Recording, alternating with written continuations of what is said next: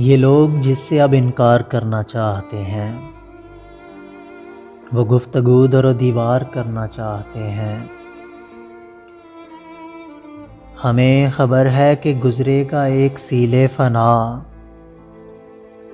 सो हम तुम्हें भी खबरदार करना चाहते हैं।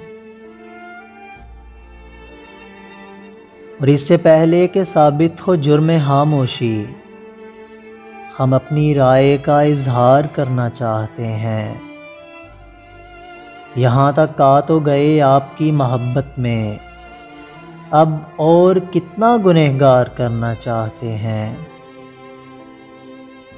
गुले उम्मीदे फ़रोज़ां रहे तेरी खुशबू, के लोग इसे भी गिरफ़्तार करना चाहते हैं। उठाए फिरते हैं कब से अज़ाबे दर बदरी, अब इसको वक़फ़े रहे यार करना चाहते हैं। जहाँ कहानी में कातिल बरी हुआ है, वहाँ हम एक गवाह का किरदार करना चाहते हैं।